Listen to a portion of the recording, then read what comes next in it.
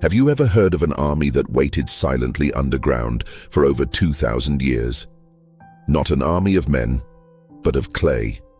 Today, we're journeying back in time to uncover the astonishing story of China's terracotta warriors, an underground legion crafted to protect an emperor in the afterlife. It all started in 1974. A group of farmers in Xi'an province, China, were just trying to dig a well. Imagine their surprise when, instead of water, their shovels hit something hard. It wasn't a rock. It was the head of a life-sized clay soldier staring back at them from the earth. They had no idea at the time, but they had just stumbled upon one of the greatest archaeological discoveries of the 20th century. What they found was just the tip of the iceberg. Archaeologists soon swarmed the site, and what they unearthed was breathtaking. Vast pits filled with thousands of terracotta soldiers, archers, and cavalry, all lined up in battle formation. This silent army was built for one man, Qin Shi Huang, the first emperor of a unified China. So, who was this emperor? And why did he need an entire army to accompany him into the next world? Qin Shi Huang was a figure of immense power and ambition. Ascending to the throne of the Qin state at just 13 years old, he launched a series of military campaigns that would change the course of Chinese history. By 221 BC, he had conquered all rival states, unifying China for the first time and declaring himself Shi Huangdi, or the first emperor. He was a revolutionary ruler. He standardized weights, measures, currency, and even the width of cart axles to improve transport and trade across his vast empire. Most importantly, he standardized the writing system, a crucial step that has allowed Chinese culture to maintain its continuity for millennia. He also initiated massive construction projects, including the first version of what would become the Great Wall of China, connecting existing fortifications to defend against northern invaders. But Qin Shi Huang was also obsessed with a very personal quest, the search for immortality. He sent expeditions to find the mythical elixir of life and consulted with alchemists and magicians. He was terrified of death and the spirits of the enemies he had vanquished.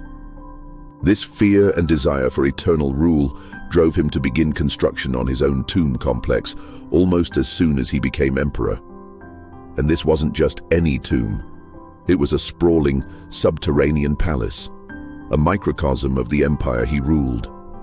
Ancient texts describe it as a wonder, with rivers of mercury mimicking the Yangtze and Yellow rivers, a ceiling studded with pearls to represent the starry sky, and countless treasures.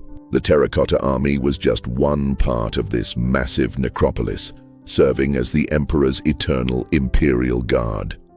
The sheer scale of this project is mind-boggling. It's estimated that over 700,000 laborers worked for nearly 4 decades to construct the mausoleum and its terracotta protectors.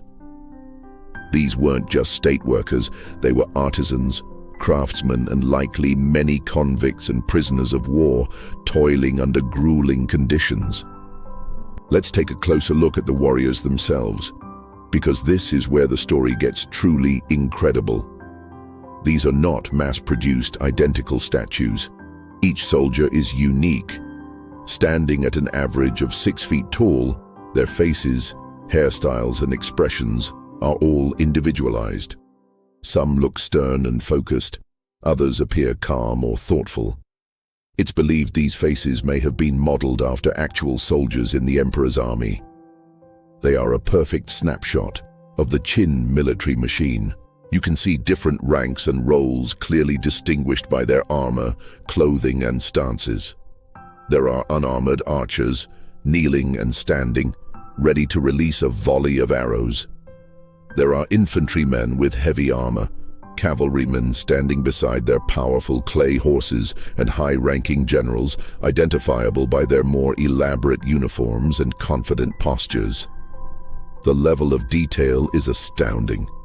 You can see the tread on the soles of their shoes, the intricate knots in their armor, and the individual strands of their hair tied up in the specific styles of the Qin era.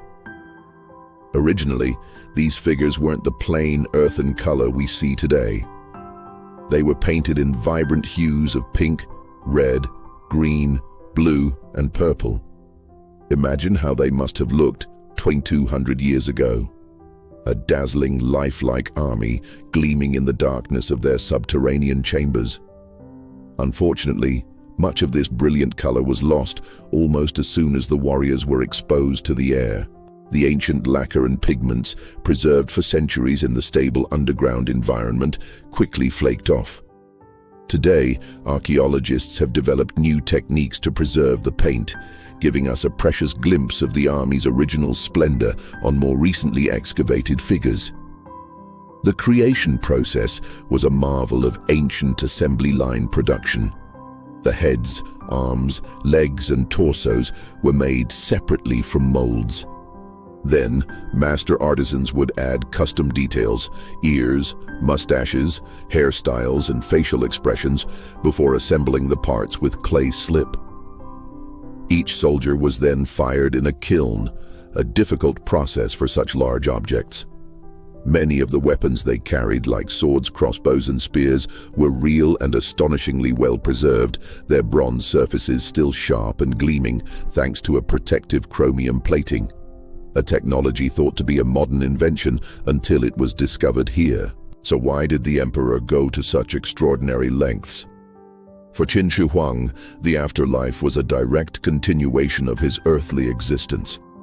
He intended to continue ruling from his tomb. His clay army wasn't just symbolic. He believed it would come to life and fight for him in the spirit world, protecting him from the souls of his vanquished enemies. After the emperor's death in 210 BC, his grand dynasty didn't last long. His harsh rule and the immense burden of his projects led to widespread rebellion. Just 4 years after his death, the Qin dynasty collapsed. Historical records say that one of the rebel leaders broke into the pits, looted the real weapons, and set fire to the wooden structures supporting the ceilings. This is why many of the warriors were found in fragments, crushed by the collapsing earth and charred by fire. For 2 millennia, the silent army lay broken and forgotten. Today, the site is a museum and a UNESCO World Heritage Site, attracting millions of visitors each year, but the work is far from over. Archaeologists have excavated 3 main pits, but it's estimated that there are still thousands of soldiers waiting to be uncovered. And the biggest prize of all, the central tomb mound of Emperor Qin Shi Huang himself, remains sealed. Ancient historian Xi'an wrote of the tomb's booby traps, including crossbows set to fire on any intruders. Modern soil surveys have also detected unusually high levels of mercury in the ground beneath the mound, lending credibility to the tales of mercury rivers. Out of respect for the emperor and fear of what might be lost with current excavation technology, Chinese authorities have decided to leave the central tomb untouched for now. Who knows what wonders or dangers lie within? The Terracotta Army is more than just a collection of statues. It is a time capsule, a testament to the power, ambition, and extraordinary artistry of an ancient civilization. It tells the story of an emperor who defied death and an army that has achieved a different kind of immortality, captivating the world thousands of years after its creation. Thank you so much for joining me on this incredible journey into the past. What do you find most fascinating about the Terracotta Warriors? Let me know in the comments below. And if you enjoyed this video, please give it a thumbs up and subscribe for more deep dives into history's greatest mysteries. We'll see you in the next one.